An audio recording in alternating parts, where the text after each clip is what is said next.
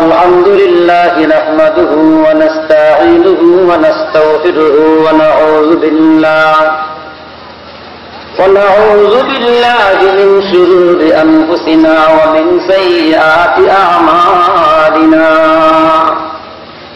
من يهد الله فلا مضل له ولا ضد له ولا ند له ولا مثل له ولا مثيل له ولا كتاب بعد كتابه ولا نبوة بعد نبوته ولا شريعة بعد شريعته ولا أمة بعد أمته أشهد أن لا إله إلا الله لا إله إلا الله لا إله إلا الله ولا خالق إلا الله ولا مالك إلا الله ولا مجيب إلا الله ولا رفيق إلا الله ولا حبيب إلا الله ولا محبوب إلا الله ولا منيع إلا الله ولا حبيب إلا الله ولا غائب إلا الله ثم نشهد أن لا إله إلا الله ونشهد أن سيدنا وسندنا وحبيبنا ومولانا محمد الذي أرسله بالحق بشيرا ونذيرا وداعيا إلى الله بإذنه وسراجا منيرا أما بعد فقد قال الله تعالى آمرا ومخبرا في كلامه المجيد وفي سلطانه الحميد أعوذ بالله من الشيطان الرجيم بسم الله الرحمن الرحيم يريدون ليطفئوا نور الله بأفواههم والله متم نوره ولو كره الكافرون صدق الله العظيم وصدق رسوله النبي الكريم ونحن على ذلك لمن الشاهدين والشاكرين والحمد لله رب العالمين وقال النبي صلى الله عليه وسلم من خرج في طلب العلم يدعو له ما بين السماوات والأرض حتى الحيتان في الماء وقال النبي صلى الله عليه وسلم لا تزال طائفة من أمتي مهجورين على الحق وفي رواية منصورين على الحق لا يضرهم من خذلهم حتى يأتي أمر الله أو كما قال النبي صلى الله عليه وسلم وقال تعالى في شأن حبيبه ومحبوبه ومعشوقه إن الله وملائكته يصلون على النبي يا أيها الذين آمنوا صلوا عليه وسلموا تسليما اللهم صل على سيدنا محمد وعلى آل محمد كما صليت على إبراهيم وعلى آل إبراهيم إنك حميد مجيد اللهم بارك على محمد وعلى آل محمد كما باركت على إبراهيم وعلى آل إبراهيم إنك حميد مجيد محبت بلاغ المولى حسنت جميع خصاله ओ दीन खुदा तेरे ओ मदीना को जाए हम खाके मदीनतुर रसूल का सुरमा लगाए हम बलगल उला बिकमालिही कशफत तुजा बिजमालिही हसनत जमीउ खिसालिही रहे मेरे मस्कन हवाली काबा बने मेरे मदफन दीवार मदीना बलगल उला बिकमालिही कशफत तुजा बिजमालिही हसनत जमीउ खिसालिही सल्लु अलैहि व आलिहि मोहम्मद ला इलाहा इल्लल्लाह ला इलाहा इल्लल्लाह ला इलाहा इल्लल्लाह उल्फत में बराबर के यफा हो के जफा हो उल्फत में बराबर के यफा हो के जफा हो और सीज में लज्जत है अगर दिन में मजा हो साहिल से लगा दे मुझे इश्कों का सफीना आंखों से दिखा दे मुझे रोज़ाए मदीना ला इलाहा इल्लल्लाह ला इलाहा इल्लल्लाह কতই যে সুন্দরী ধরা বানিয়েছেন প্রভু কুদরত দ্বারা কেহই কথা পারিবে না চক্ষু যে জুড়িয়ে যায় খোঁজ প্রভুই তো করেছেন সবই যেন করি উপাসনা তার লা ইলাহা ইল্লাল্লাহ لا إله إلا الله محمد رسول الله صلى الله عليه وسلم معزز मोहतरम जनाब सदर কাউনিয়া সর জামিয়া মোহাম্মদিয়া হাফিজা মাদ্রাসার উদ্যোগে আয়োজিত 2 দিন ব্যাপী তাফসীরুল কোরআন মাহফিলের দ্বিতীয় রজনীর শ্রদ্ধাভাজন সভাপতি প্রধান অতিথি বিশেষ অতিথি সহ জাতির শ্রেষ্ঠ সম্পদ ওলামা একরাম সম্মানিত মুসলিম একরাম পর্দার আড়ালে বসে থাকা আমার মা ও বোনেরা সমস্ত প্রশংসা সেই মহান আল্লাহ রাব্বুল আলামিনের দরবারে যে আল্লাহ রাব্বুল আলামিন এই ফিতনা ফাসাদের জামানায় আমাদেরকে কুরআনুল কারীম থেকে কিছু কথা বলা কিছু কথা শোনার যে মুনিব এমন একটা তৌফিক আমাদেরকে দান করলেন আমরা তার উপর খুশি না বেজার আওয়াজটা বলে খুশি না বেজার কম না বেশি এই জন্য বলতেছি আলহামদুলিল্লাহ সময় কম আলোচনা অনেক লম্বা ভূমিকা স্যার আলোচনা শুনতে হবে আজকে খেয়াল করে যে আয়াত তেলাওয়াত করেছি আল্লাহ রাব্বুল আলামিন বলেন ইউরিদুনা লিইউতফিউ নূরাল্লাহি বিআফওয়াহিহিম এই পৃথিবীর কাফেরেরা চায় এই পৃথিবীর খ্রিস্টানেরা চায় ইহুদিরা চায় মুনাফিকেরা চায় এই কোরআনের আলোটা তারা ফু দিয়ে নিভিয়ে দিবে কি দ্বারা ফু দ্বারা নিভিয়ে দিবে আর আল্লাহ বলতেছেন কি ওয়াল্লাহু মুতিম্মু নূরিহি আর আমি আল্লাহ রাব্বুল আলামিন আমার এই সিদ্ধান্তের উপর বদ্ধপরিকর এই কোরআনের আলো দ্বারা সারা পৃথিবীকে আমি আল্লাহ আলোকিত করে দিব ওয়ালাউ কারিহাল কাফিরুন কাফেরদের যতই খারাপ লাগুক এটা হচ্ছে আমার তেলাওয়াত আয়াতের তরজমা যে হাদিস তেলাওয়াত করলাম আল্লাহর হাবিব বলেন লা তাযালু তাইফাতুম মিন উম্মতি মাহজুরিনা আলাল হক অন্যরা আছে মাহজুরিনা আলাল হক আল্লাহর হাবিব বলেন আমার উম্মতের ভিতরে এরকম একটা দল হবে এদেরকে কেউ পরাজিত করতে পারবে না এরা দ্বীনের রাস্তায় হিজরত করবে মানুষ তাদেরকে সহযোগিতা করবে লা ইয়াদুররুহুম মান খাযালাহুম যারা ক্ষমতা থাকবে, পৃথিবী যাদের কথা উঠা বসা করবে, এরা তাদের বিন্দু পরিমাণ ক্ষতি করতে পারবে না। হাত্তা ইয়াতিয়া আমরুল্লাহ, এদের ক্ষতি করার আগে আল্লাহর দিন আল্লাহর জমিনে কায়েম হয়ে যাবে। এটা হচ্ছে আমার তেলাওয়াতকৃত হাদিসের মোটামুটি তর্জমা। আর একটা হাদিস তেলাওয়াত করেছে, আল্লাহর হাবিব বলেন, মান খারাজা ফি তালাবুল ইলমি ইয়াদউ লাহু মা বাইনা সামাওয়াতি ওয়াল আরদি হাত্তা আল হিদানু ফিল মা।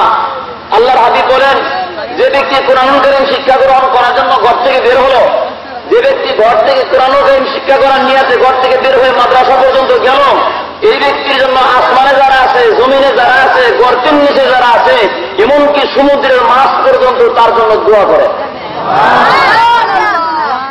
মোটামুটি হাদিসের তর্জমাও বললাম, আয়াতের তর্জমা হচ্ছে, মোনাজাত দিলেই তো শেষ নাকি গণ? হ্যাঁ না, এর ভিতরে কিছু একটা আছে, এই কিছু একটা বের করবো ইনশাল্লাহ। রাজি আছেন তো আপনারা ইনশাল্লাহ? মাশাআল্লাহ। কোরআনুল কারীম এমন একটা কিতাব, যুগে যুগে এই কোরআনুল কারীমের কাছে মানুষ আত্মসমর্পণ যারা করলো, এরকম অনেক নজির আছে যে কোরআন তেলাওয়াত শোনা মাত্র এই মানুষ মুসলমান হয়েছে। জোরে বলেন সুবহানাল্লাহ।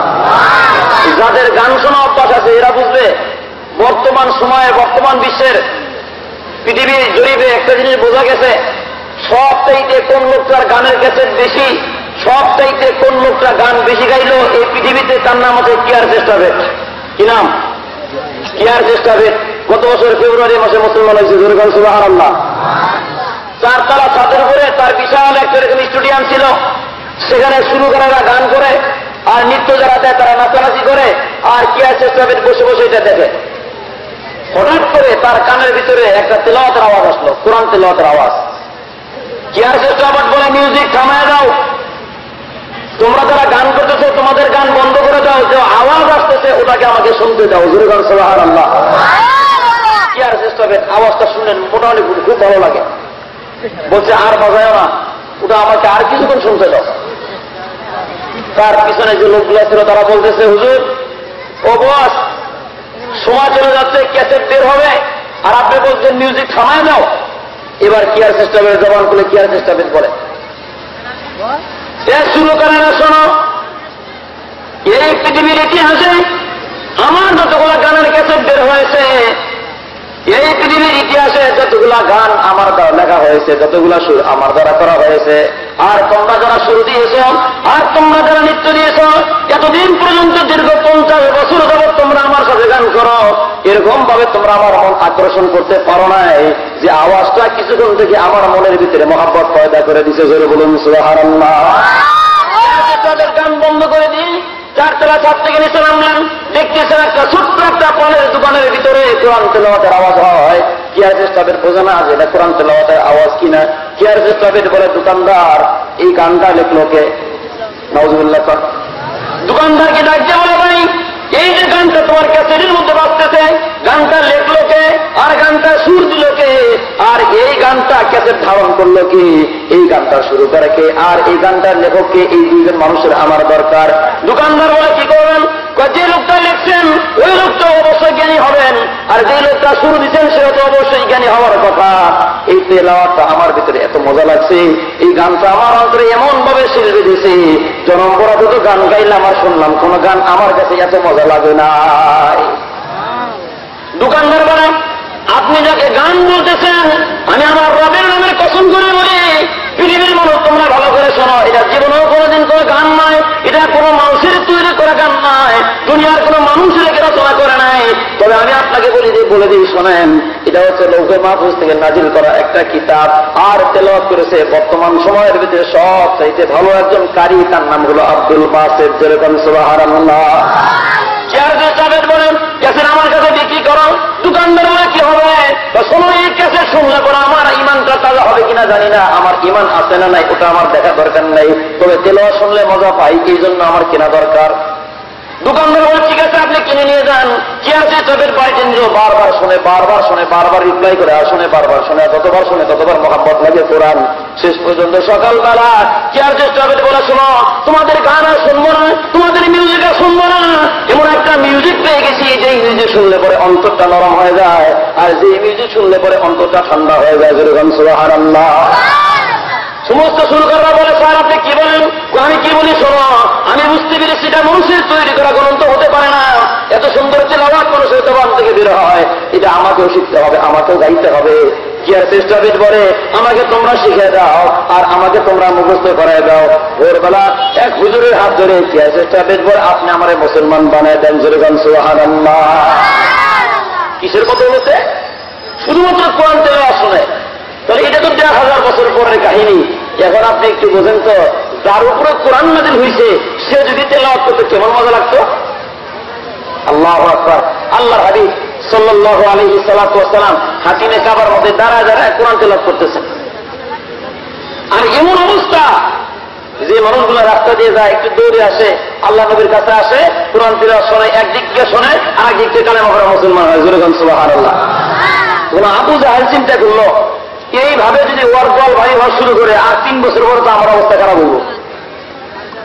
আবু জাহেল বলে, শোনো, এই মিশন বন্ধ করতে হবে, এই তেলাওয়াত বন্ধ করে দিতে হবে, কোরআনের আওয়াজ যাতে মানুষের কানে যাইতে না পারে, এই তেলাওয়াত বন্ধ করতে হবে, এই বাতিটাকে নিভাই দিতে হবে। এর মানুষের ডাক দিয়ে বলে, হুজুর আপনি কেমনে নিভাইবেন? এটা তেমন কিছু না, মুহাম্মদ আব্দুল্লাহর বেটা, ওর বংশ পরিচয় তেমন শক্তিশালী না, ওকে ভয় করার কোনো কারণ নাই, ওকে ফু দিলেই সে নিভে যাবে। জোরে কান্না নাউযুবিল্লাহ। এবার সে ফু দিয়ে কোরআন নিভাতে যাচ্ছে, আল্লাহকে ডাক দিয়ে বলল, রব্বুল আলামিন কোরআন নাযিল করলা তুমি, পরে পরে মানুষদেরকে জান্নাতি মানুষ আমি বানাই। আর আবু জাহেল নাকি বলে কোরআনটাকে ফু দিয়ে নিভাই দিবে। এখন তুমি কি বলো? আল্লাহ বলেন, ওয়াল্লাহু মুতিম্মু নূরিহি ওয়ালাউ কারিহাল কাফিরুন। ও বন্ধু, চিন্তার কোনো কারণ নাই। আবু জাহেল চাইতেছে কোরআনের আলোটাকে ফু দিয়ে নিভাই দিবে, সে তো পারবেই না। তবে আমার ওয়াদা শোনেন, আমি আল্লাহ রাব্বুল আলামিন আমার এই সিদ্ধান্তের উপর বদ্ধপরিকর। আমি আল্লাহ রাব্বুল আলামিন কোরআন নামক এই আলো দ্বারা সারা পৃথিবী আলোকিত করে দিব। জোরে বলেন সুবহানাল্লাহ। আবু জাহেল বাড়ি যাওয়ার পরে মনে মনে চিন্তা করে সর্বনাশ করছে, যেই ভয় দল ভারী হইতেছে, এখন কি করা যায়? নজর ইবনে আনাস বলে, ওদের চিন্তা করিয়েন না, আমি আপনার পিছনে আছি, আমি তো বুদ্ধিজীবী, আপনাকে বুদ্ধি দিয়ে সামনে কিভাবে নিতে হয় আপনাকে সেইভাবে চালায় নেব, আপনি কোনো চিন্তা করবেন না। দেখবেন আজকেও যদি কোরআনের বিরুদ্ধে কেউ কিছু কথা বলে তার নাম বুদ্ধিজীবী হয়। জোরে গান ঠিক কিনা? ও দুনিয়ার মুসলমান, বুদ্ধিজীবী ওই মানুষকে কি বলা হবে যে কোরআন বোঝে আর একজনকে বোঝানোর ক্ষমতা রাখে, আকাশের বাণী বোঝে আর একজন মানুষকে বোঝানোর ক্ষমতা রাখে, এ হলো বুদ্ধিজীবী। আর দুনিয়ার মধ্যে যারা কোরআনের বিরোধিতা করে এদেরকে আমরা বলি বুদ্ধিজীবী। এদের নামগুলা মুসলমানের, বাকি কাজগুলা তাদের খ্রিস্টানের। জোরে গান ঠিক কিনা? এরা কি দিবি? চাওয়াল যান কি দিবি? এরা বুদ্ধিজীবী। মাথার ভিতরে দেখবেন চান্দির চুলুটে সবশেষ 26 নম্বরের বল, এরা হলো বুদ্ধিজীবী। সমস্ত নাম আছে আব্দুর রহিম, আব্দুল করিম, রফিকুল ইসলাম, শফিকুল ইসলাম, তরিকুল ইসলাম, নামের ভিতরে ইসলাম ঠিক আছে, কিন্তু নামগুলা মুসলমানের, বাকি সবগুলা কিসের? ওরা নাকি বুদ্ধিজীবী, বুঝি না কেমন দাবি, ওরা নাকি বুদ্ধিজীবী, বুঝি না কেমন দাবি, নামগুলা মুসলমানের, বাকি সব খ্রিস্টানের। নামাজ নাই, রোজা নাই, কোরআন তেলাওয়াত নাই, রবীন্দ্রসঙ্গীতদের ইবাদতের সাথে মিটায়। বুদ্ধি থাকলে কি আর কোরআনের শত্রু হয়? বুদ্ধি থাকলে কি আর নবীজির শত্রু হয়? এরা কি জীবী? বুদ্ধিজীবী। নজর ইবনে হারিস বলে, আপনি চিন্তা করিয়েন না, আমি বুদ্ধিজীবী, এখনো জিন্দা আছি। এই বাতি নিবানো চিন্তার কোনো কারণ নাই, এই বাতি নিবানো একেবারে সহজ করে। কেমনে? আগামীকাল সকালবেলা সুবহ সাদিক যখন হয়ে যাবে, আপনি দাঁড়াবেন একটা রাস্তার মোড়ে, আমাকে দাঁড় করাবেন অন্য রাস্তায়, আমরা দুইজন মানুষ দাঁড়া থাকবো, আর মানুষ যারা আসবে তাদেরকে বলবো এই লোকটার কাছে যায় না, লোকটা কবি হয়ে গেছে। দুর্গম নাউজুবিল্লাহ। পরদিন সকালবেলা রাস্তার মধ্যে দাঁড়ালো আবু জাহেল, পিছনে আর এক রাস্তার মধ্যে দাঁড় করেছে। নজর ইবনে হারিসকে বলে, তুমি সেখান থেকে মানুষকে ঠেকাবা, আর যতগুলা মানুষ আসবে তাদেরকে বলবা মুহাম্মদ কবি হয়ে গেছে। হাজার হাজার মানুষ আসলো। আবু জাহেল বুদ্ধি করে আগে থেকেই কিছু বুদ্ধিজীবী মার্কা এরকম কবিতা যারা জানতো, যাদেরকে কবি বলা হতো, পাণ্ডিত্য যারা জানতো, এদেরকে দাওয়াত করে আনলো। বিশ্বনবীকে কবি বলা হলো, তুমি মুহাম্মদের কাছে যাবা, আর দুইজন মুখোমুখি হওয়ার পরে তুমি সেখানে বসে তুমি মুহাম্মদের সাথে মোকাবেলা করবা। মুহাম্মদ যখন কোরআন তেলাওয়াত করবে, তুমি তার পাশে দাঁড়ায় কবিতা আবৃত্তি করবা। মানুষ তোমার কবিতা শুনবে, মুহাম্মদের কবিতা শুনতে পারে যাতে না পারে, এই জন্য তোমার তার কাছে যাও। সমস্ত কবি সম্রাট যারা ছিল, এরা বিশ্বনবীর কাছে আসার পরে আল্লাহর হাবিবের মুখে কোরআন তেলাওয়াত হওয়া মাত্র কালেমা পড়ে সকলেই মুসলমান হয়ে গেছে। আবু জাহেলের একটা কবির দলেরা, তোমাদেরকে বললাম কবিতা পড়ো, আর কবিতা পড়ে আব্দুল্লাহ বেটা মুহাম্মদকে হার মানায় দাও, কেন তোমরা নিজেরা মুসলমান হো না? আমাকে তোমরা বুঝাও। এবার কবি সম্রাট ডাকতে বলে, শোনো না আবু জাহেল, ভুলে গেলে চলবে না, আপনি যাকে কবি বলেন খোদার কসম জীবনে লোকটা কবি হইতে পারে না। তোমরা কেমনে বুঝলা? তো আমরা হলাম কবি, আমাদের কবিতা আর বাস্তবতার সাথে কোনো মিল পাওয়া যায় না। কিন্তু আব্দুল্লাহর বেটা মোহাম্মদ যেটা পড়তেছে, আকাশের বাণী যেটা পড়তেছে, বাস্তবতার সাথে আর মানুষের চরিত্রের সাথে হুবহু মিল পাওয়া যায়। তো আমরা তো কবি, আমাদের কবিতার সাথে দুনিয়ার জন্য চলে কোনো মিল পাওয়া যায় না। দেখবে এরকম কবিতা আছে, শিশুমণি জন্ম নিল যেদিন মদের ঘরে, পুরীরা সব দেখতে এলো কতই খুশি ভরে। আসলে একটা কবিতা, ও মিয়া কত সন্তান জন্ম না একটা পুরী, কিন্তু আমার দেশে আসে না। আবার হাট্টিমা টিম তারা মাঠে পারে ডিম, আটডুম বাগডুম ঘোরাডুম সাথে আসার এরকম কবিতা, এর সাথে বাস্তবতার সাথে কোনো মিল নেই। কিন্তু যদি কবিতাটা মুসলমানদের কবি হয়, তার কবিতার সাথে বাস্তবতার সাথে মিল পাওয়া যায়। সেরকম ঠিক কিনা? কেমনি মিল পাওয়া যাবে? একটা কবির নাম বলেন দেখি, মুসলমানদের কবি। মাশাআল্লাহ, সবাই এক পাশে কাজী নজরুল ইসলাম। এটা কাদের কবি? মুসলমানদের কবি। এই মুসলমানদের কবিকে রবি ঠাকুর যখন জেলখানায় ঢুকাইল কুমিল্লা কারাগারে, কোথায়? বিদ্রোহী কবিতা লেখার কারণে কুমিল্লা কারাগারে তাকে রাখার পরে সকালবেলা জেলারকে বলে, এই বেটা বিদ্রোহী কবিতা লিখে তো করে জেলখানায় আইসি, আমি তো আসামি, আমার কিন্তু একটু কয়লা দিয়ে বড় খরচ না। মানে এই যে লাঠি পুড়ে যেটা হয়, দাঁত মাজার জন্য কি চাইতেছে? কয়লা চাইতেছে। হ্যাঁ স্যার, কয়লা দেওয়া যাবে। সকালবেলা সুন্দর করে এতটুকু কয়লা নিয়ে আসে, স্যার কয়লাটা নেন। কবি নজরুল সুন্দর করে কয়লাটা ভাঙছে, ভাঙার পরে দেখে সুন্দর চক সিস্টেম, এটা একটা ঘষা দিল, দেখে চকের মতো সুন্দর লিখতেছে। মাইক অপারেটর আব্দুল কাদের, মাইক অপারেটর আব্দুল কাদের, তুমি যেখানে থাকো অতি তাড়াতাড়ি মাইক সেটে এখানে দেখা করো। মাইক অপারেটর আব্দুল কাদের, তুমি যেখানে থাকো অতি তাড়াতাড়ি মাইক সেটে এখানে দেখা করো। সম্মানিত ভাইরা, জেলখানার ভিতরে সকালবেলা যখন তাকে কয়লা দেওয়া হলো, একটা ঘষা দিয়ে দেখে চকের মতো লিখতে আছে। কবি নজরুল চিন্তা করলেন, সর্বনাশ, এত সুন্দর চক, সুবর্ণ শুধু কিছু একটা লিখে দেই। লিখতে কোথায়? কাগজ তো আর নাই। খুব চিন্তা ভাবনা করে দেখে আমার পরে সাদা লুঙ্গি আছে, বা পায়জামাটা পরে লুঙ্গির মধ্যে রাখা যাবে। জোরে কন্যা সুবহানাল্লাহ। লুঙ্গিটারে ফাটাইলেন, দুইটা ভাগ করলেন, মানে পৃষ্ঠা বানাইলেন। পৃষ্ঠা বানানোর পরে এক পৃষ্ঠার মধ্যে শুরুতে কবিতা লিখে, কি বুঝাইতেছি? মুসলমানদের যদি কবি হয়, তার কবিতার সাথে বাস্তবতার মিল পাওয়া যায়। জোরে ঠিক কিনা? কবি নজরুল সুন্দর করে কবিতা লেখে, কবিতার নাম বেদনা। কবিতার নাম কি? মনের মাঝে শুধু এই বেদনা, আসবে কবে সেই সূর্য সেনা, যারা করবে জারি কোরআনে যে ধরায়, যারা করবে জারি কোরআনে যে ধরায়। এরা কিন্তু মুসলমানদের কবি। এবার বলতেছে, যাদের অভাবে আর এই হতাশা পূরণ করিবে যারা জাতির আশা, তাদেরই পথ চেয়ে আমি অসহায়, যারা করবে জারি কোরআনে যে ধরায়। কার মধ্যে দেখছে? লুঙ্গির ভিতরে। জেলার এটা বাইরে দাও, বাস এদেশের মানুষ সঙ্গীত বানাইছে। দুর্গান সুবহানাল্লাহ। এই সঙ্গীত শোনার পরে রবি ঠাকুরের ইজ্জত শেষ করছে। কিন্তু মূল একটা এখন থামে লিখতেই আছে দেখি।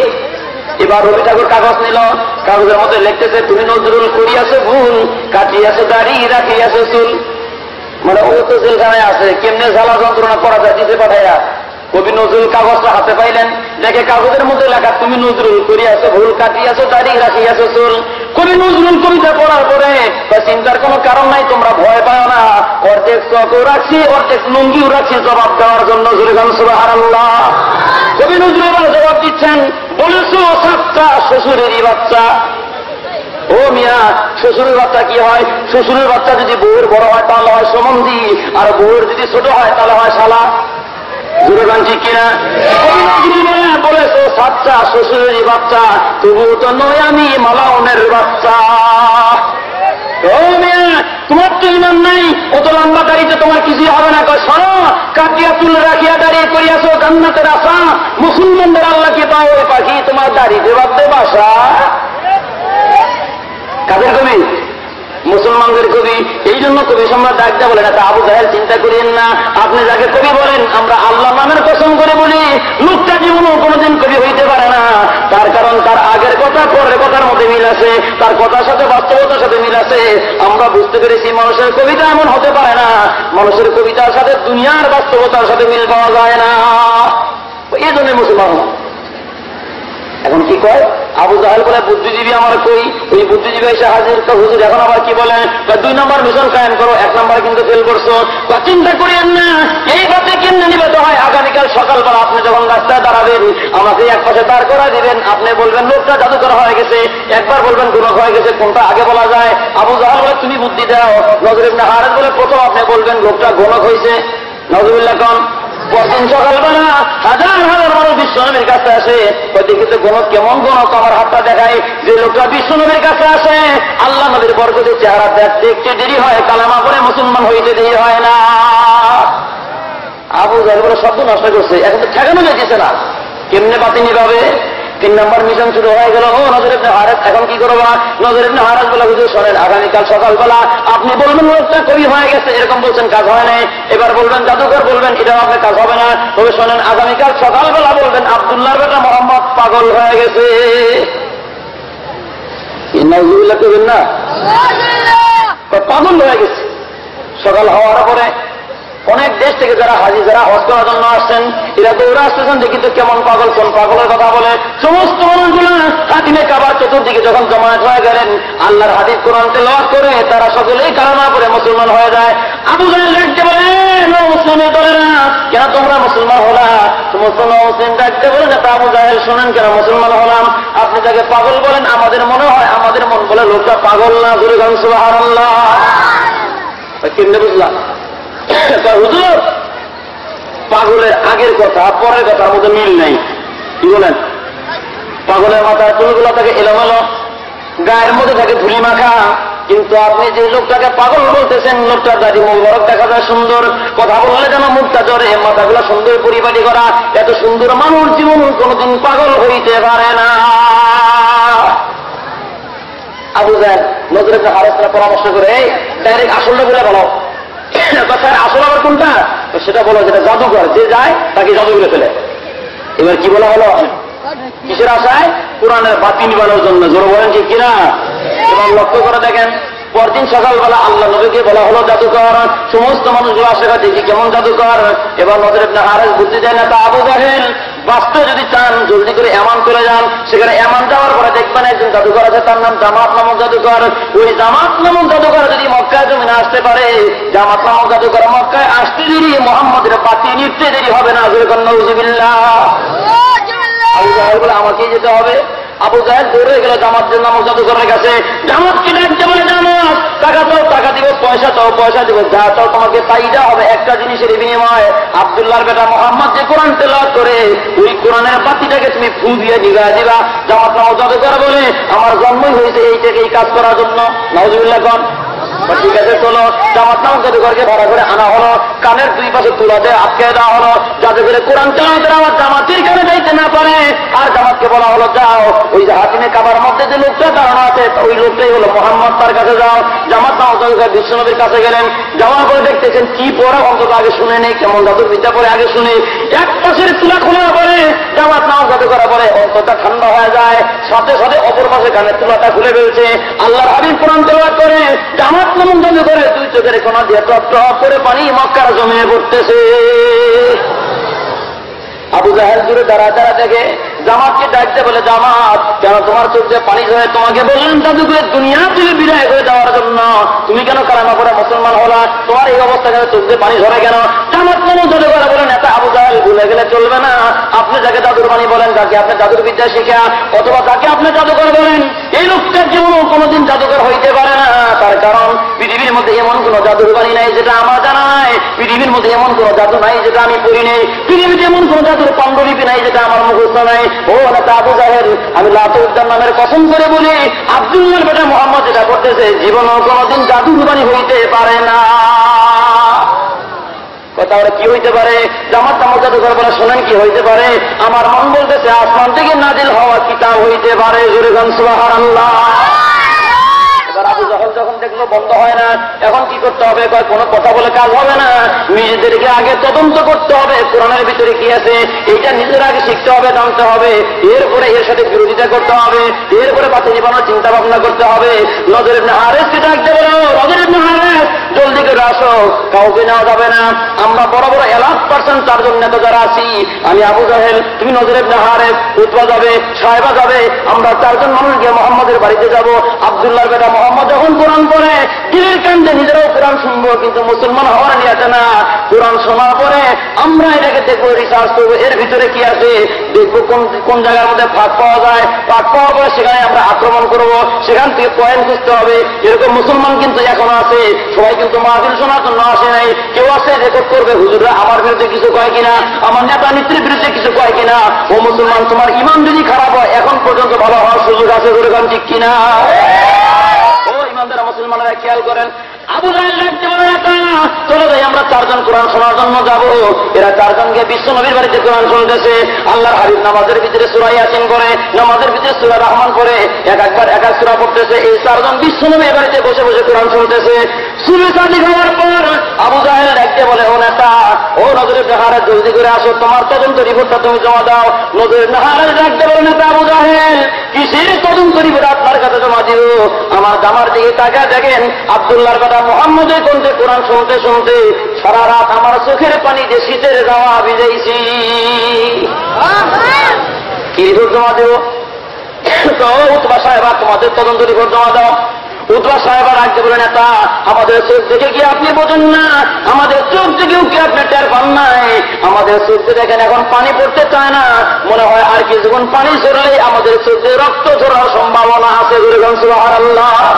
ও আবু জাহেল, আব্দুল্লাহর বেটা মোহাম্মদ যে তেলাওয়াত করলো, তেলাওয়াতের ভিতরে এত মায়া, তেলাওয়াতের ভিতরে এত মহব্বত, সারা রাত কোরআন তেলাওয়াত শুনতে শুনতে মনের অবস্থা এমন হয়ে গেছে, মনে চায় মোহাম্মদের ঘরে ঢুকে এখন কালেমা পড়ে মুসলমান হয়ে যায়।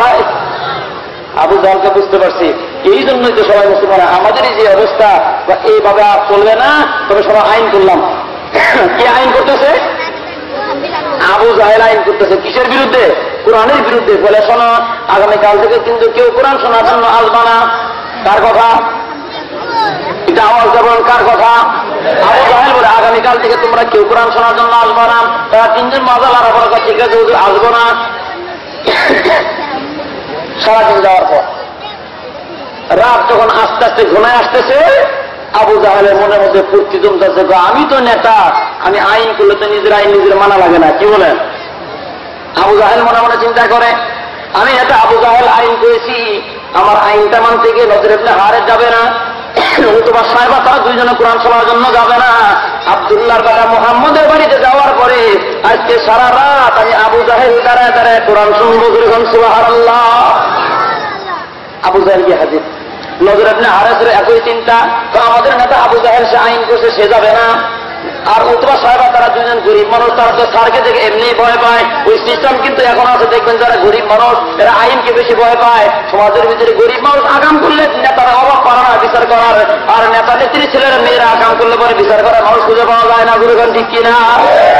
ও দুনিয়ার মুসলমান, খেয়াল করে নজর ইবনে হারেসে ডাক জায়গা, ওরা 2 জন ভয় পায়, ওরা 2 জন ছোট্ট মানুষ, ওরা 2 জন গরিব মানুষ, ওরা যাবে না ভয়ে। আমি 2 নাম্বার নেতা, আমি একা একা কোরআন শোনার জন্য যাবো। এই বাটপাড়া গিয়ে হাজির হয়ে গেছে। উতবা সাহেব 2 জন সাল যাবে না, আমরা 2 জন যাবো। এরা গিয়ে কোরআন শুনতেছে, 4 জন গিয়ে হাজির। সুবে সাদিক হওয়ার পর আবু জাহেল ডাকতে পারে, ও নজর ইবনে হারেস, গতকাল রাত্রে যে বললাম কোরআন শুনতে আসিও না, কেন কোরআন শোনার জন্য আসছো? নজর ইবনে হারেস ডাক জায়গা, হুজুর, আমি আর আপনি যে কোরআন শোনার জন্য আসছি, এই কথাটা উতবার সাহেবা যেন না জানে। বিরাসনা নেই। উতবা সাহেবা ডাক জায়গা, হুজুর, আপনি যাদেরকে ভয় পাইতেছেন, যে 2 জনকে আপনারা ভয় পাইতেছেন, আপনাদের আগে মুহাম্মদের বাড়িতে আমরা আসছি কোরআন শোনার জন্য। সুবহানাল্লাহ। আবু জাহেল কয়, বোঝা গেছে সোজা আঙুলে কি উঠবে না, আর মুখের কথায় কাজও হবে না। এ কলম দে আর খাতা দে, রেজুলেশন পাস করি। কি পাস করে? কোরআনের বিরুদ্ধে রেজুলেশন পাস করে আইন। ওরা যে জমিনের মধ্যে রেজুলেশন পাস করে, আল্লাহ কি তখন আকাশে বসে উৎকা টানতেছে নাকি? এই বাটপাড়া দল 4 জন বসেছে, বসার পরে রেজুলেশন করে। আবু জাহেল রেজুলেশন কি লিখলো আমার আল্লাহ রেকর্ড করেন। وقال الذين كفروا لا تسمعوا لهذا القرآن والغوا فيه لعلكم تغلبون وقال الذين كفروا কাফেররা বলে লা তাসমাউ লিহাযাল কুরআন ওই কুরআন শোনার জন্য তোমরা যায় না ওয়ালগাউ ফীহি বরং যেখানে কুরআন তেলাওয়াত হয় সেখানে হট্টগোল করো ওই জায়গায় তোমরা মারামারি করো লাআল্লাকুম তাগলিবুন যাতে করে তোমরা নিজেরাই বিজয় হইতে পারো আব্দুল্লাহর বেলা যাতে বিজয় না হইতে পারে ও দুনিয়ার মুসলমান এই আয়াতের হুকুম এখনো বিদ্যমান এখন পর্যন্ত কেউ যদি বলে কুরআন শোনার জন্য যায় না লোকটাও কিন্তু ডাইরেক্ট কাফের হয়ে যাবে এতগুলো মানুষ ঠিক করেন কার ভয়ে গ্রেফতারের ভয়ে মুসলমান জেলখানা যদি আপনার রিজেক্ট থাকে ওয়াশ করে না চুরি করে রোজাও লাগবো আর জেলখানায় রিজেক্ট না থাকলে কারো বাবার ক্ষমতা নেই আপনাকে জেলখানা পাঠানো হয় নিজেকে বলাটা আসমান থেকে হয় জমিনে কারো করে এই বাজেট আল্লাহ দেয় নেই সেটার ভয় যদি করতে হয় কাকে ভয় করতে হবে আল্লাহকেই ভয় করতে হবে সুতরাং কেউ যদি বলে কোরআন শোনা যাবে না লোকটা কি হয়ে যাবে সে কি হয়ে যাবে আল্লাহর ভাষা দেখেন আল্লাহ বলেন কাফেররা বলা শুরু করলো ওয়ালগাউ ফীহি সেখানে তোমরা বাধা দাও যেটাকে ইংরেজিতে বলা হয় 144 আর বাংলা যাকে বলে 44 দ্বারা 144 দ্বারা যারা কোরআনের মাহফিলের ভিতরে দেয় এরাও কিন্তু ডাইরেক্ট সরাসরি কাফের হয়ে যাবে আপনার মনের মধ্যে যদি সন্দেহ হয় দলিল যদি চান হাজারে হাজার দলিল পাবেন কোরআনের সাথে যারা নাফরমানি করবে কোরআনের সাথে যারা বেয়াদবি করবে এদের সম্পর্কে আল্লাহ রাব্বুল আলামিন বলেন ও দুনিয়ার মুসলমান কিয়ামতের ময়দান যেদিন কায়েম হয়ে যাবে এর আগে মানুষ যখন মারা যাবে ওর লাশটা নেওয়ার আগে তার রুহুটা নেওয়া হয়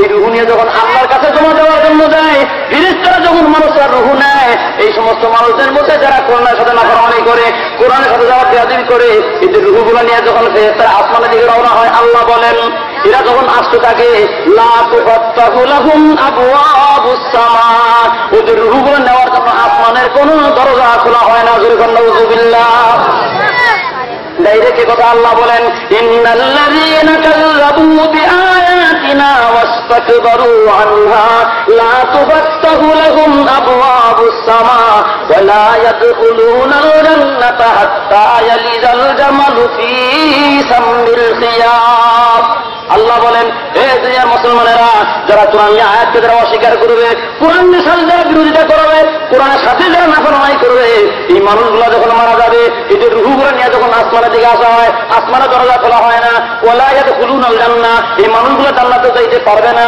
হাত্তা ইয়ালিজাল জামালু ফী সামিল খিয়াব একটা সুইয়ের ছিদ্র দিয়ে একটা জিন্দা উট গমন করা যেরকম কঠিন একটা সুইয়ের ছিদ্র দিয়ে একটা জিন্দা উট চলাফেরা করা যেরকম কঠিন যেই মানুষেরা কোরআনের সাথে নাফরমানি করে এই মানুষগুলো জান্নাতে যাওয়া তার চাইতে বেশি কঠিন হয়ে যাবে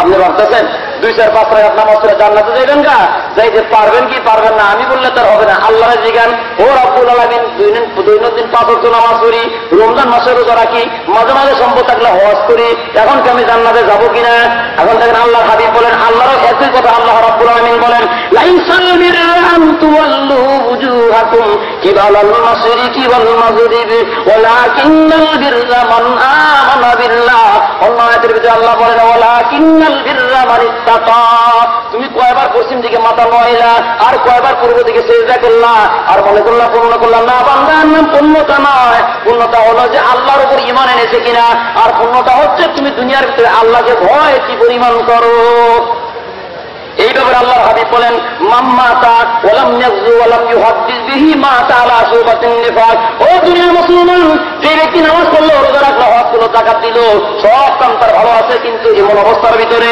সে দুনিয়ার ভিতরে আল্লাহর রাস্তায় কোরআন কায়েমের জন্য আন্দোলন করলো না কোরআনের ব্যাপারে কোনো জিহাদের ব্যাপারে কোনো কথা বললো না আর এই ব্যাপারে সে নিজে স্বয়ংক্রিয়ভাবে জিহাদ করলো না জিহাদের ব্যাপারে কথাও বললো না জিহাদের তামান্না অন্তরের মধ্যে রাখলো না এই মানুষটা নামাজ পড়লো রোজা রাখলো হজ করলো যাকাত দিল এরপর লোকটা মারা যাবে মুনাফিক হইয়া কি হয়ে মারা যাবে মুনাফিক হয়ে মারা যাবে করতে পারেন রোজা পড়তে পারেন নামাজ রাখতে পারেন রোজা করতে পারেন হজ কিন্তু আপনার দুনিয়ার ভিতরে ওই দিলের ভিতরে তামান্না এটা থাকবে যারা কোরআনের বিরোধিতা করবে এদের সাথে সময় পাইলেই যুদ্ধে লিপ্ত হবে ধরে বলেন ঠিক কিনা মুসলমান হওয়ার পরে আবু জাহেল নিজে তদন্ত কমিশন গঠন করার পর প্রথম দিন বলে আর আসছেও না। এবার তারা আইন পাস করে পরদিন রাত্রিবেলা রাত যত গভীর হয় আবু জাহেলের মনের মধ্যে শান্তিও তত বিরাজ করে। আর কিছুক্ষণ পরে মোহাম্মদের বাড়ি যাব। আবু জাহেল মনে মনে চিন্তা করে মনে হয় সবাই ঘুমায় গেছে। গত রাত্রিতে আমরা আইন করেছিলাম কেউ যাবে না, মুখে মুখে আইন করেছিলাম। আর গত রাত্রিতে আইন করেছি লিখিত আকারে, তারা সবাই লিখিত আইনকে শ্রদ্ধা জ্ঞাপন করে কেউ যাবে না। আমি আবু জাহেল মোহাম্মদের বাড়িতে আজকে রাত্রে একা একা যাব।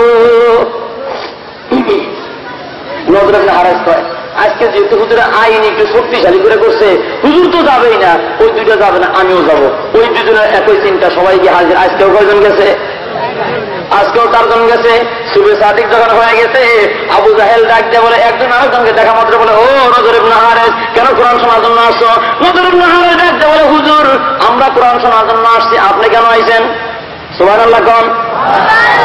আবু জাহেল বলে, শোনো, আমি নিজে আইন করেছি, তোমরা আমার আইনটা মানো কিনা এটা দেখার জন্য আমি আসছি। আর নজর ইবনে হারেস কয়, এবার তো বাঁচার পালা এখনো আছে। ও নেতা আবু জাহেল, আপনার নিজের আইন আপনি নিজে মানেন কিনা ওইটা দেখার জন্য আমরা 3টা আইছি। জুরগান সুবহানাল্লাহ। আসলে মূলত কিন্তু তা না, আসলে তারা কোরআনের আকর্ষণে এরা কোরআনের বাতি নিবাইতে চায়, আমার আল্লাহ বাতি জ্বালাইতে চায়, ওদের মাধ্যমেও জ্বালাইতে চায়। জুরগান সুবহানাল্লাহ। বলে এইভাবে কাজ হবে না, তাহলে কি করতে হবে? ডাইরেক্ট তারা দুনিয়া থেকে বাতি নিবাতে হলে তাকে দুনিয়া থেকে চিরতরে বিদায় করে দিতে হবে। এই অসাধ্যের সাধ্য কাজ কে করবে? আবু জাহেল করা বৈঠকের মধ্যে এবার সিদ্ধান্ত নেয় আর ঘোষণা করে দিল, আব্দুল্লাহর দাদা মোহাম্মদের মাথা জানতে পারবে তাকে 900 লাল উট নিয়ে দেওয়া হবে। ওমর ইবনে খাত্তাব লোভে করে দাঁড়ায় গেলেন, খোলা তরবারি নিয়ে বলেন, মামা আপনি যে নোট নিয়ে দিবেন আসলে কি ঠিক আছে? হ্যাঁ বাগিনা ঠিক আছে। ইসলামের মধ্যে লেখাপড়া করেন। লেখাপড়া শেষ হয়ে গেল। ওমর ইবনে খাত্তাব রাদিয়াল্লাহু তাআলা রওনা হচ্ছেন বিশ্বনবীর কাল্লা আনার জন্য। ঘটনা আপনার জানা আছে, প্রতিমধ্যে ইমানের মোড় পাল্টা গিয়া তার চরিত্র সংশোধন করে আল্লাহ তাকে মুসলমান হওয়ার রাস্তা খুলে দিলেন। ফারুক আজম রওনা হচ্ছেন বিশ্বনবীর ঘরের দিকে। হুজরাখানায় যাওয়ার পরে আল্লাহর হাবিবের সামনে তরবারি জমা দিয়ে বলেন, ইয়া রাসূলুল্লাহ, ইয়া হাবিবাল্লাহ, আমার তরবারি আপনার কদমে জমা দিলাম, আমি ওমরের মাথা আপনার কাছে জমা দিলাম, আপনি আমাকে মুসলমান বানায় দেন। আল্লাহর হাবিব হযরত ওমরকে কালেমা পড়ে মুসলমান বানায় দিলে। আসলে কাল্লা নেওয়ার জন্য নিয়ে গেল কালেমা। আবু জাহেলকা মাথা নষ্ট হয়ে গেছে। এ কথা বলতে না বলতে একটা আওয়াজ তার কানের মধ্যে আসছে। আওয়াজটা পৃথিবীর কোন মানুষের নয়, পৃথিবীর মধ্যে একজন এমন মানুষ যে মানুষটাকে আল্লাহ বেশি ভালোবাসে, এটা হলো ফারুক আজম ওমর রাদিয়াল্লাহু তাআলার আওয়াজ। ফারুক আজম বিশ্বনবীকে ডাকতে বলে, ওগো নবীজি, আমি শুনেছি আপনি নাকি গোপনে গোপনে আযান দিয়ে মুসলমানদেরকে নামাজ পড়েন। এখন আমি ওমর মুসলমান হয়েছি, চিন্তার কোনো কারণ নাই। কাবার চত্বরে তার প্রকাশ্যে আযান দেন, আমি ওমর কারা থাকবো, কারো বাবার ক্ষমতা নাই, তারা বাবা নাই। সুবহানাল্লাহ। আমার আল্লাহ বাতি জ্বালাবে। ওমর মুসলমান হয়ে গেলেন। আল্লাহ রাসূল বলেন, না ওমর, এই প্রকাশ্যে আযান দেওয়ার সময় এখনো আসে নাই। হুজুর, আমার মনের কথা মন থেকে চালানো একটা বক্তব্য দিলে মনে হয় একটু শান্তি পাই, আপনি আমাকে একটা পারমিশন দেন, ওই পাহাড়ের পুরান মধ্যে একটা আযান দিতে পারি আর একটা বক্তব্য দিবার হবে। আল্লাহ রাসূল বলেন, আপনাকে পারমিশন দেওয়া হলো। ফারুক আযম দাঁড়ায় গেলেন পাহাড়ের পুরান মধ্যে। আপনারা এরকম গোছাইলেন, আমার দিকে তাকান, আপনার সুন্দর করে এরকম গোছাইলেন, শাহাদাত আঙ্গুল করে শব্দগুলো ধরলেন আর হাতটা আসমানের মধ্যে ভালো করে শুনে রাখো, আজকের দিনের পর থেকে কেউ যদি মোহাম্মদের সাথে বিরোধিতা করতে চাও, তোমার মায়ের কাছ থেকে বিদায় নিয়ে আসবা, তোমার মা সন্তান হারা হওয়ার আশঙ্কা আছে।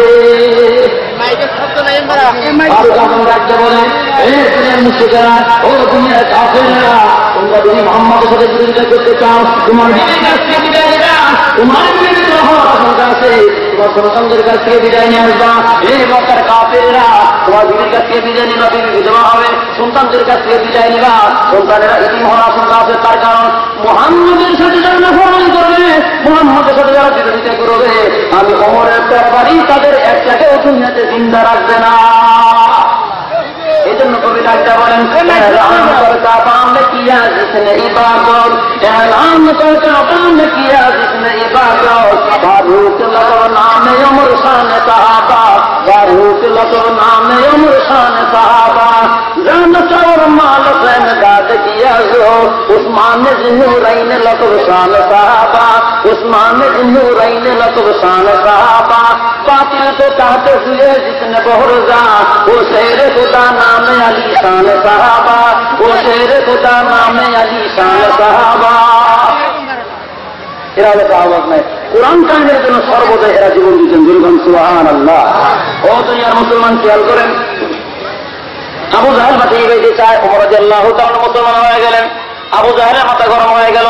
আবু জাহেল দেখতে বলে, শোনো, এখন যদি তাকে দুনিয়া থেকে বিদায় না করতে পারো, আর একটা জরুরি পরামর্শ করো, হয় তাকে দুনিয়া থেকে বিদায় করো, না হলে দেশ থেকে তারা বের করে দাও।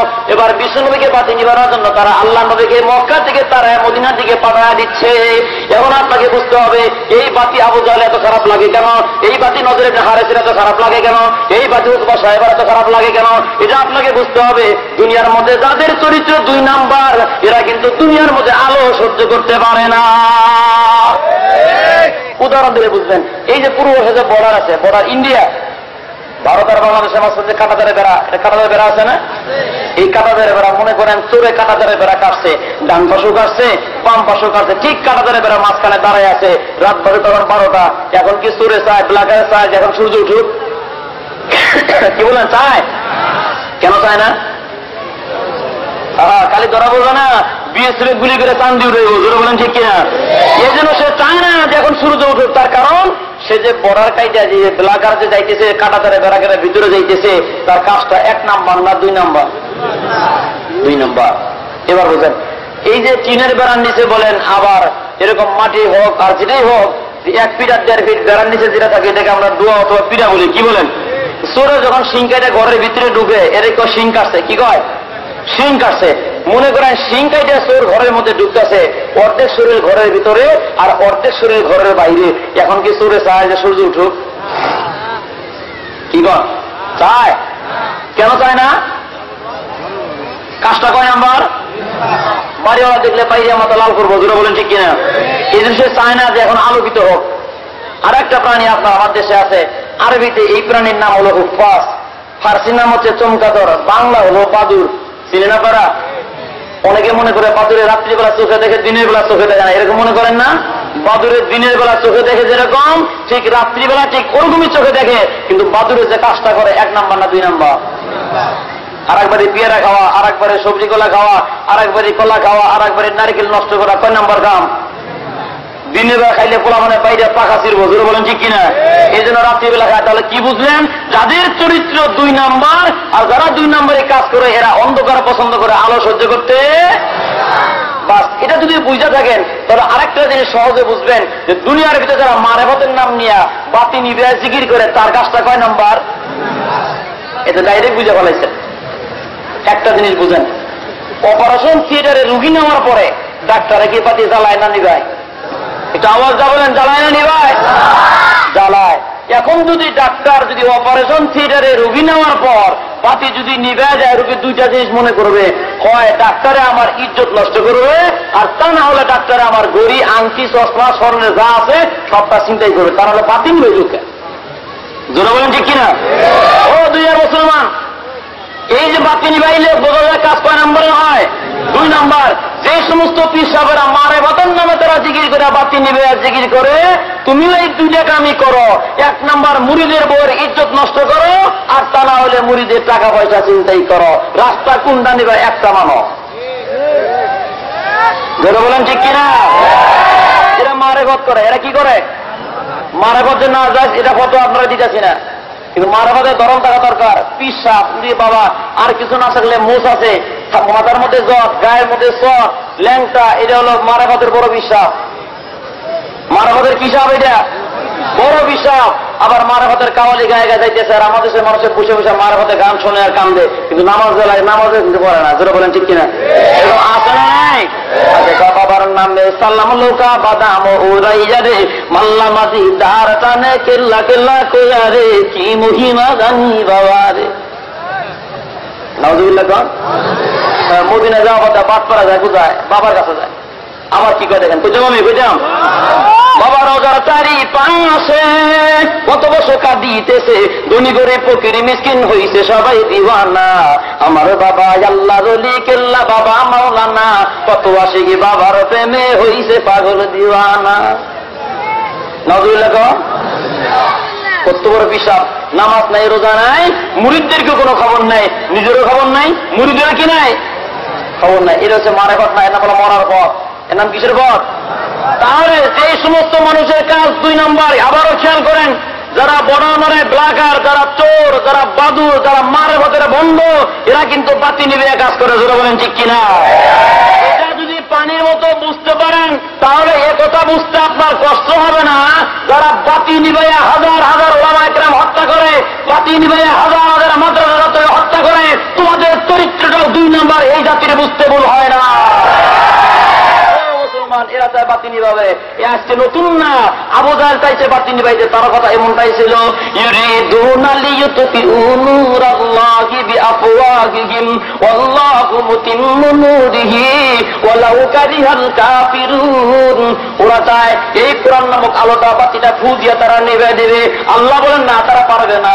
এই কোরআনের হেফাজতের দায়িত্ব আমি আল্লাহর হাতে নাযিল করলাম, আমি আল্লাহ। হেফাজতের দায়িত্ব আমার কুদরত গ্রহণ করবে। সুবহানাল্লাহ। মুসলমানেরা, আল্লাহ হাবিব সিজদা করে কান্দে, ও রব্বুল আলামিন, আবু জাহেল কেন বাতি নিভাইতে চায় বুঝতে পারি না। আল্লাহ নবীকে সান্ত্বনা দিয়ে আল্লাহ রব্বুল আলামিন বলে, বন্ধু তুমি চিন্তা করিও না, তোমার মতো একটা আলো আমি দিয়েছিলাম মূসাকে, এর বাতি নিভানোর জন্য পিছে পিছে লাগছে ফেরাউন। ফেরাউন পারে নাই, নীল নদের মধ্যে তারা চুবাইলাম, চুবাইতে চুবাইতে এরকম পেটটা যখন অনেক মোটা হয়ে গেছে, ফেরাউন তখন আকাশের দিকে তাকায় বলে, আমার দিহি কামা আমার বানু ইসরাইল, ওই আল্লাহর উপর ঈমান আনলাম যারা, বনি ইসরায়েলরা তার উপর ঈমান আনছে। আল্লাহ ডাকতে বলেন, আল্লাহ এতক্ষণে তুমি ঈমান আনো, ওলা কথা আসা এটা মিন পাবলিক, ইতিপূর্বে অনেক আকাম তুমি করেছো, এর শাস্তি তোমাকে পাইতেই হবে। কি শাস্তি? নীল নদের মধ্যে ফেরাউন সুবহান খায়, ইন্দুরের মতো একবার সুবহান খায়, একবার ওঠে। এবার ডাক দেখো, আল্লাহ কি শাস্তি? আল্লাহ আজকের দিনের পর থেকে তোর শরীরটাকে হেফাজত করবো কিয়ামত পর্যন্ত। যাতে করে পৃথিবীর মানুষরা বুঝতে পারে এই কোরআনের বাতি নিভাইতে গেলে নিজের বাতি নিভে মুসলমান। আর কোরআন যারা মানবে, কোরআন যারা পড়বে, এদের ব্যাপারে আল্লাহ বলেন, ওয়াইদা কুরিয়াল কুরআন ফাসতামিউ লাহু ওয়ানসিতু লাআল্লাকুম তুরহামুন। আল্লাহ বলেন, যেখানে কোরআন তেলাওয়াত করা হয়, কোরআনের বাণী যেখানে দেওয়া হয়, তোমাদের কাছে যাদের কাছে কোরআন তেলাওয়াত করা হয়, যদি তোমরা দিনের গানে শোনো আর চুপ করে যদি তোমরা কোরআন শুনতে থাকো, আশা করা যায় তোমাদের প্রতি বরকত আর রহম নাযিল করা হবে। জোরে বলুন সুবহানাল্লাহ। ও ইমানদার মুসলমানরা খেয়াল করেন, বাড়ির পাশে মাদ্রাসা করে, বাজারে মাদ্রাসা করে ভুল হয় নাই। তার কারণ এই যে বাতি জ্বলতেছে খাম্বার ভিতরে, আলো এসা লাগে আমার গায়ে, এরকম বাতি জ্বলে মাদ্রাসায়, এটা কিন্তু কলেজে জ্বলে না। এই বাতি কিন্তু ভার্সিটিতে জ্বলে না। এই বাইরে কিন্তু প্রাইমারি স্কুলে জ্বলে না। কি জ্বলে? জ্বলে না। এই বাতি কোরআনের বাতি শুধু চলে মাদ্রাসার ভিতরে। কোন জায়গায় চলে? মাদ্রাসার ভিতরে চলে। কিন্তু তাদের চরিত্র 2 নাম্বার, এরা মাদ্রাসা পছন্দ করে না, ওলামা ইকরাম পছন্দ করে না। তো যারা করে এরা কিন্তু 2 নাম্বার সলিডের 1 নাম্বার মুসলমান। জোরে বলেন ঠিক কিনা? মুসলমান খেয়াল করেন কেন তারা এরকম পছন্দ করে না। তারা বুঝতে পারছে এই দেশের মানুষ যদি কোরআন পড়া পড়ে যদি ভালো হয়ে যায়, আমাদের চরিত্র যদি তারা জানতে পারে, তাহলে সকালে দিবে 3 লাখটি, বিকেলে দিবে 5টা। এই জন্য তারা বলে মাদ্রাসার কাছে যাওয়া যাবে না। এই জন্য মাদ্রাসা শিক্ষা ব্যবস্থাটারে কাটতে কাটতে কাটতে কাটতে হাফ প্যান্ট বানাইয়া ছাড়ছে। কি প্যান্ট বানাইছে? হাফ প্যান্ট বানাইয়া ছাড়ছে। উদাহরণ দিলে বুঝবেন। খেয়াল করেন, এক মুরব্বী, এই যে এখন শীতকাল আসছে, এই শীতকালে দেখবেন যে শীতের বস্ত্র, পুরাতন কাপড় বিক্রি হয় কি হয় না? বাজারের মধ্যে পুরাতন কাপড়, পুরাতন জ্যাকেট, পুরাতন মাফলার, পুরাতন কোট বিক্রি হয় কি হয় না? হয়। 80 বছর বয়সের মুরব্বী, এই লোক তারা জিন্সের প্যান্ট বোঝে না। আপনারা বোঝেন তো জিন্সের প্যান্ট? মানে যেটা পরা পরে পকেট থেকে মানি ব্যাগ বার করতে এত কষ্ট মনে হয় সিজার করতেছে, এরকম কষ্ট হয়। এটার নাম কি প্যান্ট? আওয়াজ দেন, এর নাম কি প্যান্ট? জিন্সের প্যান্ট। যুবকরা যদি জিজ্ঞাসা যায়, ও মিয়া এটা পরো করা, তা হুজুর বুঝবেন না, আমরা যুগের সাথে তাল মিলিয়ে চলি। কিসের সাথে তাল মিলায়? যুগের সাথে তাল মিলায় চলছে দেখো পোলা পান, এমন একটা দেশের মাঝে আসি মুসলমান।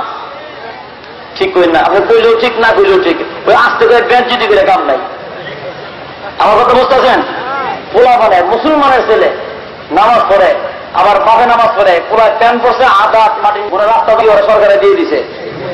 আপনার কিছু এরকম খেয়াল করেন, আজকে মুখস্থ করে যান। 2 ব্যক্তি গিরান নিচে কাপড় পরে। কয় ব্যক্তি?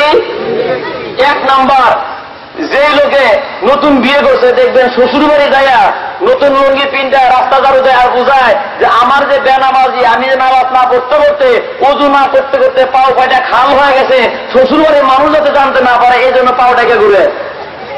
জোরে বলেন ঠিক কিনা?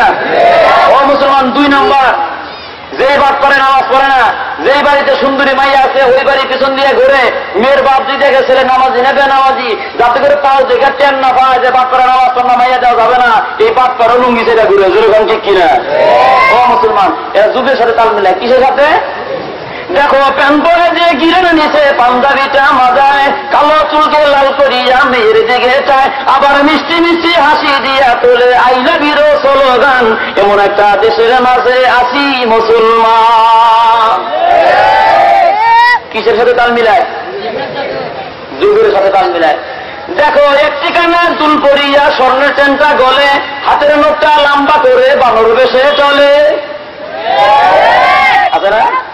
যারা ঠিক করব না আপনার পাশে খবর নেবেন, দেখুন ওর হাতটা করে হাতে পরীক্ষা করে দিই, তোর হাতে সারা দিকে বলেন ঠিক কিনা? লম্বা লম্বা আছে না এরকম? আজ থেকে একটা গ্রামীণ সিম তুলতে কাস্টমার কেড়ে এই হনুমানের তারা উড়ে পাওয়া এরকম বুঝতে, এই যে ডান হাতে তো আর বাম হাতে, এই যে ভাত খাই কেড়ে নেওয়ার পর চিন্তা হয়েছে তারপর থেকে। দেখো একটি কানে দুল পরিয়া স্বর্ণের চেনটা গলে, হাতের নোটটা লম্বা করে বানর বেশে চলে, কোরআন নয় এমন ফসল কোরআন খুলে দেখলাম, এমন একটা দেশের মাঝে আসি মুসলমান। এরা যুগের সাথে তাল মিলায়। ওই মুরব্বীটা যুগ বোঝে না, বোঝেন নাই? ওই জিন্সের প্যান্ট হাতে নিয়ে একটা সর্বনাশ। আমরা তো বুড়ো হয়ে গেছি, আগে তো দেখতাম মোজা পাও মোজা, এখন দেখি এই জামানার মানুষের ঠ্যাং মোজাও বানাইছে। কারা করতেছে? জিন্সের প্যান্টকে বলতেছে যে হাতের নিচে পায়ের এরকম মোজা ভরি, আজকে তো ঠ্যাং মোজা পাইলাম কোমর বন্ধ যাবে, মাসাল্লাহ ঠান্ডা লাগবে না। বাড়িতে আছে হাজি সাহেব সুন্দর করে পড়ার পর ওদেরকে আরো আঘাত লাম্বা আয় আফসুস, হুজুরে ওয়াজ করে গিরার নিচে কাপড় পরা যায় না, করি কি এখন? বউরে ডাকতে এদিকে আসো, কি হয়েছে? এটা কাইটে একটু ঠান্ডা করে দাও। কতটুকু কাটতে হবে? তো আজাদ, তো এ কাম আমার দ্বারা সম্ভব না, অন্য জায়গায় চেষ্টা করো। স্ত্রী আমাদের সম্ভব না। পুত্রবধূকে ডাক দেখো, বৌমা এদিকে আসো তো। আব্বা কি বলেন? তো আমার প্যান্টটা একটু কাইটা খাটা করে দাও। এখন কাটার বউকে আব্বা দেখেন আপনার খেদমত করা লাগে, আপনার ছেলের খেদমত, আপনার বউয়ের খেদমত, আমার ছেলের খেদমত, আপনার সংসারের খেদমত, এত কিছু করার পরে প্যান্ট কাটার সময় আমার নাই, অন্য জায়গায় চেষ্টা করেন। বুড়ো নে বড় বিপদ। ওই যে গরজামায় রাখতে মাইয়া দিয়ে দিছে, ওই মায়ের মা তুই এদিকে কেউ তোমার ব্যাপারটা বুঝলো না, তুই একটু কাইটা খাটা করে দে। এখন মেয়েটা আব্বা দেখেন আপনার বাড়িতে আমরা গরজামায় থাকি বলে এই শর্তে থাকি না যে আপনার প্যান কাইটা খাটা করে খাওয়ার লাগবে, এ কাম আমার দ্বারা সম্ভব না। বেটা বললো বড় বিপদে, আস্তে করে এটাকে রাইকে বাজারে গিয়ে গরম চা টানটা চা, হায় আফসোস, বুড়ো কথা শোনে না, বেটার বউ শোনে না, মাইয়াও শোনে, আমি যাই করি এদিক থেকে আল্লাহ তাআলা এদের মাথায় হেদায়েত দিতেছে আর বুদ্ধি মাথায় দিচ্ছে। ওর বউ চিন্তা করে, মানে নিজের স্ত্রী চিন্তা করে, তো স্বামী তো মারাই যাবে, এত আর কইছে কই এত আর লাভ নাই, কতক্ষণ আর লাগবে, কাইটা একটু খাড়া করে দিই। আদাত কাইটা জায়গা মতো রাখছে, কিছুক্ষণ পরে আবার কটার বউ আসছে। বুঝতেছেন তো প্যান্টের অবস্থা কি হইতেছে? বেটার বউ প্যান্টের কাছে আসছে, এর আগে যে এক কারিগর গেছে এটা কিন্তু বেটার বউ জানে না। বেটা বউটা থাকি শ্বশুরের বাড়িতে, এই কাজটা না করলে কেমন দেখা যায়, আস্তে করে আবার কাইটা খাটা করে, আগের কারিগরের কথা তার মনে নেই, জায়গা মতো আছে। এবার আছে 3 নম্বর পিলিয়া তার মাইয়া আইসা থাকি আব্বার বাড়িতে, এটা কাটতে আমার আর কতক্ষণ লাগবে, আদার কাইটা সেখানে রাখছে। এবার ওই মুরব্বী বাড়িতে বাজার থেকে আসছে, আসার পরে চা খাওয়ার পর যখন বাড়ি আসছে, আইসা থেকে সব না প্যান আর প্যান নাই, হাফ প্যান হয়েছে। দুর্গান কি প্যান হয়েছে? ও মুসলমান, হাসার জন্য বলি না, স্বাধীনতার পরে যখন এই দেশের যে সরকার গেছে, এক একজন ক্ষমতায় যাওয়ার পরে ইসলামের 12 শাস্ত্র ধরে বলেন ঠিক কিনা? ইসলাম শিক্ষাটাকে কমাইতে কমাইতে একবার ক্ষমতায় যায়, ওই কাছে চামচ চামচ যারা আছে এটা একটু কমাইলে যায়, বেশি কিছু হইতো না, তো কমাও। আরেক দল ক্ষমতায় যায়, তো আরেকটু কমাও। আরেক দল ক্ষমতায় যায়, তো আরেকটু কমাও। কমাইতে কমাইতে ইসলাম শিক্ষাকে নৈতিক শিক্ষা বানায় ছাড়ছে। সেখানে কেমনে শিখবে আপনার পোলাপান কোরআন? আর মাহফিলে গেলে পরে হুজুর হুজুর কি হয়েছে, একটা গ্লাস একটু ফু দিয়ে দেন, কে কয় হ্যাঁ হ্যাঁ, এই হ্যাঁ কি হয়েছে, পোলার কথা শুনে না। ও মিয়া, আপনার পোলা কথা শুনে না কেন? আপনার ছেলেকে আপনি আল্লাহর কোরআন পড়ান নাই, কোরআনের পরিচয় না দেওয়ার কারণে কথা শুনে না। শুধু দুনিয়াতে নয়, আখিরাতের দিনেও আপনাকে জবাবদিহি করতে হবে। কেমনে? আল্লাহ বলেন, ছেলেরা কোরআন না পড়ার কারণে এরা যখন কুফরি করবে, আল্লাহ বলবে এদিকে ধরে ধরে জাহান্নামের দিকে পাঠাও। তখন ছেলেরা বলবে রব্বানা আরিনাল্লাযীনা আদাল্লানা মিনাল জিন্নি ওয়াল ইনস নাজআলহুমা তাহতা আকদামিনা লিয়াকুনা মিনাল আসফালিন। কিয়ামতের ময়দান যখন কায়েম হয়ে যাবে, এদেরকে বলা হবে তোমরা জাহান্নামের দিকে দৌড়াও। ছেলেকে বলবে তুমিও জাহান্নামে যাও, মেয়েকে বলবে তুমিও জাহান্নামের দিকে দৌড়াও। ওই সমস্ত ছেলেমেয়েরা বলবে আল্লাহ আমাদেরকে দেখায় দাও, আমরা কিন্তু একা গোমরা হই নাই, কারণ আমাদেরকে গোমরা করলো মানুষগুলা কোথায়? আল্লাহ তাদেরকে এনে দিলেন। এখন আল্লাহ তাআলা বলেন ওয়া বারাজুলিল্লাহি জামিআ ফাকালাত দুআফাউ লিল্লাযীনা ইসতাকবারু ইন্না কুন্না লাকুম তাবআন ফাহাল আনতুম মুগনুনা আন্না মিন আযাবিল্লাহি মিন শাই। আল্লাহ বলেন ওয়াবারাজুলিল্লাহি জামিআ, এরা আল্লাহর কাছে একত্রিত হয়ে যাবে। বাবা উঠবে, সন্তান উঠবে, ছেলে উঠবে, মা উঠবে, সকলে উঠার পরে সন্তানরা বলবে ক্বালু ইন্না কুন্না লাকুম তাবআন, ও বাবা দুনিয়ার মধ্যে তোমাকে অনুসরণ করতাম, ও মা দুনিয়ার মধ্যে তোমাকে অনুসরণ করতাম, তুমি আমাকে কোরআন পড়াও নাই, কোরআন বুঝাও নাই, মাদ্রাসায় পাঠাও নাই, যার কারণে কুফরি করেছি। এই কুফরি করার কারণে যে শাস্তি আমাদের জন্য ধার্য হয়েছে, ফাহাল আনতুম মুগনুনা আন্না মিন আযাবিল্লাহি মিন শাই। ও আব্বা, ও মা, ও আমার নেতা, আজকে যে আল্লাহ আযাব আমাদেরকে দিয়েছেন, এই আযাব থেকে কি আপনি আমাদেরকে বাঁচাইতে পারেন? তারা বলবে ক্বালু লাউ হাদানাল্লাহু লাহাদাইনাকুম, আল্লাহ যদি আমাদেরকে হেদায়েত দিতেন আমরাও তোমাদেরকে হেদায়েত দিতে পারতাম। এখন কি হবে? সাওয়াউন আলাইনা আযাজিরনা আম সাবারনা মা লানা মিন মাহিস। এই শোনো, আজকে দূর ধরো আর না ধরো, তোমার আর আমার অবস্থা সমান, চলো সবাই মিলা জাহান্নামে যাই। জোরে বলেন নাউজুবিল্লাহ। ও মিয়া এখন বলেন ছেলেকে কোরআন না পড়ায় মনে মনে চিন্তা করে ছেলে হলো আমার দুইজন, একটা যদি ল্যাংরা হয় এটা দেয় মাদ্রাসায়, দুর্গান ঠিক কিনা?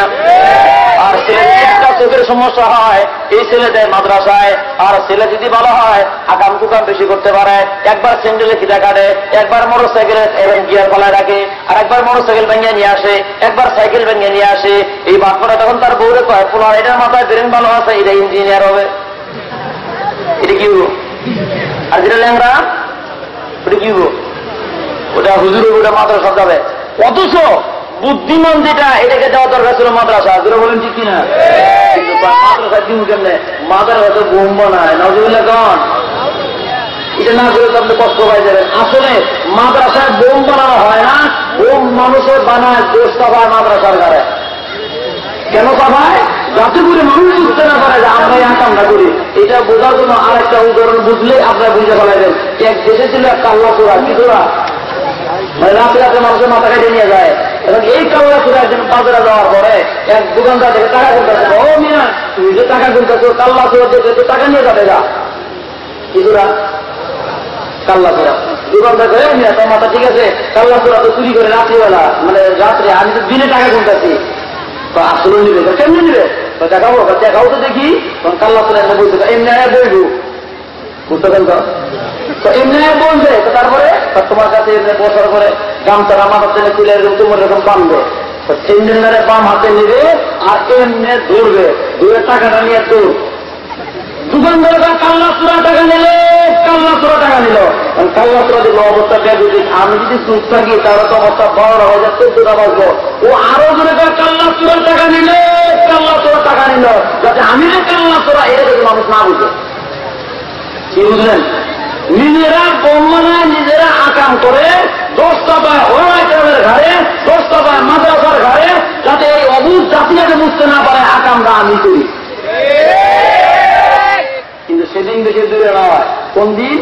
আমি করলে তো রাগ করবেন, আল্লাহ করলে তো রাগ হওয়ার কারণ না, তাহলে ইমান নষ্ট হয়ে যাবে। আল্লাহ বলেন ولا تهنوا ولا تحزنوا وأنتم الأعلون إن كنتم تعلمون। অন্য আয়াতের মধ্যে আল্লাহ বলেন ولا تهنوا ولا تحزنوا وأنتم الأعلون إن كنتم مؤمنين।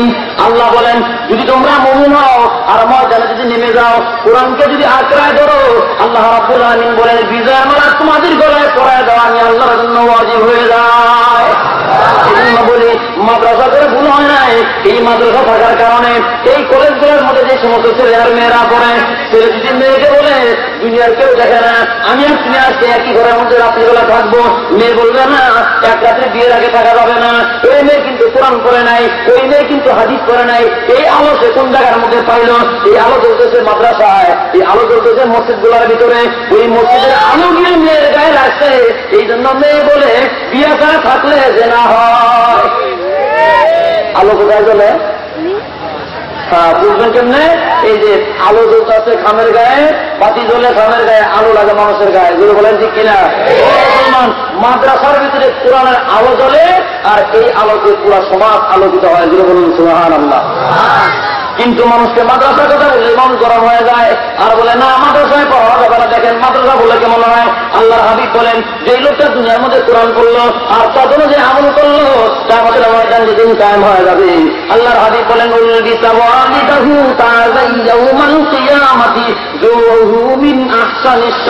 আল্লাহর হাবিব বলেন কিয়ামতের ময়দান যেদিন কায়েম হয়ে যাবে, যাদের একটা সন্তান আলেম ছিল, যাদের একটা সন্তান হাফেজে কোরআন ছিল, তখন যে দুনিয়ার মধ্যে আমল করেছে, এই ছেলে আর এই ছেলের মা আর বাবার মাথার উপরে এমন একটা কাজ করে যা হবে, যে কাজ করার কারণে যেই কাজের কিরণ হবে সূর্যের চাইতেও বেশি। এখন বুঝেন ছেলের হাতে হওয়ার কারণে বাবার মাথা এরকম কাজ করলে এত ফজিলত হইল, ছেলেরে কি দিবে এটা বোঝার জন্য আর একটা উদাহরণ আপনাকে বুঝতে হয়। কষ্ট হচ্ছে আপনাদের? শেষ করে দিতাম। খেয়াল করেন, এই যে কুরবানির ঈদ গেল, কুরবানির ঈদের 3 দিন পরে এক মাহফিলে যাইতেছে, বাসের মধ্যে বসার পরে বাস স্কুল কলেজের ছাত্র আছে 2 জন, আর মাঝখানে কাঠমোল্লা আমিও আছে। স্কুলের ছাত্র ভাই ভাড়া দেন, 20 টাকার ভাড়া 10 টাকা দিয়ে স্টুডেন্ট কি কয়, মানে আমি ছাত্র এই জন্য ভাড়া হাফ দিলাম। মাঝখানে এসে আমার কাছে হুজুর ভাড়া দেন, আমি ভাড়া দিয়ে দিলাম। আমার পিছনে এক মুরব্বী খুব রসিক, এই মুরব্বীর জায়গা টাকা ভাড়া দেন, আমি স্টুডেন্টের বাপ। কি বুঝলেন? স্টুডেন্টের ভাড়া যদি হাফ হয়, স্টুডেন্টের বাপের ভাড়া মাফ হয়, আমার কাছে ভাড়া চায় না। কি বুঝলেন? ও মুসলমান, ছেলে হাফেজ হওয়ার কারণে মার বাবার মাথার উপর যদি তাজ করে, হাফেজের মাথায় যে কি পরে ওয়াজ করে বোঝান লাগে না। জোরগান ঠিক কিনা? মুসলমান, এটা আল্লাহ হাবিব বলেন এই কোরআন পড়ার জন্য যারা ঘর থেকে বের হয়, এদেরকে যারা সহযোগিতা করবে তাদেরকে একই ফজিলত দেওয়া হবে।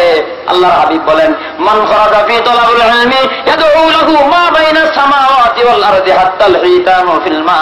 এই কোরআন শিক্ষা গ্রহণ করার জন্য বান্দা যখন ঘর থেকে যখন বের হয়, এই কোরআন পড়ার জন্য যখন নিয়াত করে ঘর থেকে বের হলো, আল্লাহ রাব্বুল আলামিন তার জন্য আসমানের ফেরেশতা আর জমিনের ফেরেশতা এমনকি গর্তের পিপিলিকা এবং মাছেরাও তার জন্য দোয়া করে। জোরগান সুবহানাল্লাহ। এর নাম কোরআন।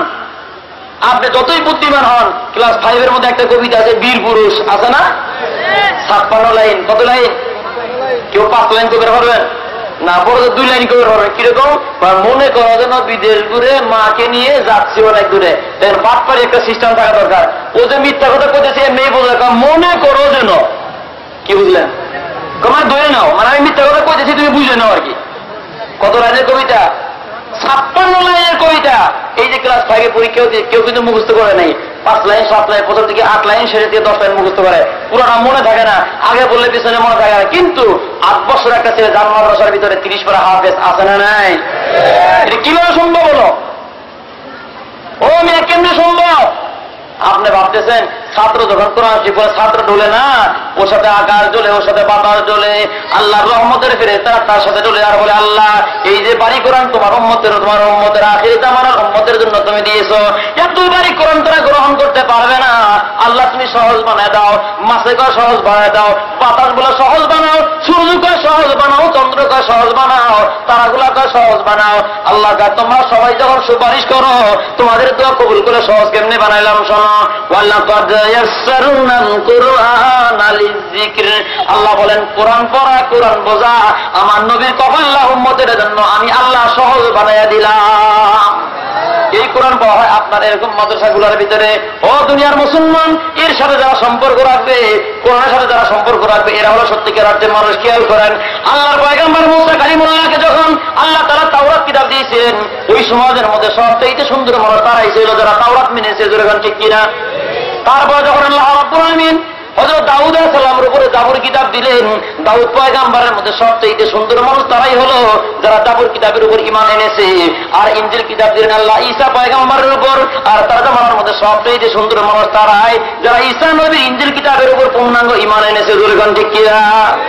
আর বর্তমান সময়ের মধ্যে সর্বোৎকৃষ্ট মুসলমান তারাই, বর্তমান সময়ের ভিতরে সবচেয়ে সুন্দর মানুষ তারাই, নবীর উম্মতের মধ্যে সবচেয়ে সুন্দর উম্মত তারা যারা বিশ্ব নবীর কোরআনকে মানে। সবাই রাজি আছেন কোরআন মানা? সবাই রাজি আছেন? পরীক্ষা করবো তো নাকি? পরীক্ষা চলবে? কারা কারা রাজি আছেন? দুয়াত্র আল্লাহকে দেখাই তো। মাশাআল্লাহ, এতগুলো আল্লাহ কবুল করে বলেন আমিন। হাত নামান। যে কলেজে শুধু পড়াশোনা হয়, পরীক্ষা হয় না, ওই কলেজে ছাত্র কম পাওয়া যায়। যে মাদ্রাসা শুধু লেখাপড়া হয়, 3 মাসিক 6 মাসিক আবার বার্ষিক পরীক্ষা হয় না, গার্জিয়ানেরা ওই স্কুলে পোলাপান পড়ায় না, ওই এই স্কুলের মতিগতি ভালো না, খালি পোলাপান টাকা কামাই করে পরীক্ষা দেয় না, পাস না ফেল বোঝাই যায় না। তাহলে এতক্ষণ ওয়াজ হয়েছে প্রায় 1 থেকে 1.5 ঘন্টা। এই 1 থেকে 1 ঘন্টা ওয়াজের ভিতরে আসলে পাস না ফেল আগে পরীক্ষা হবে।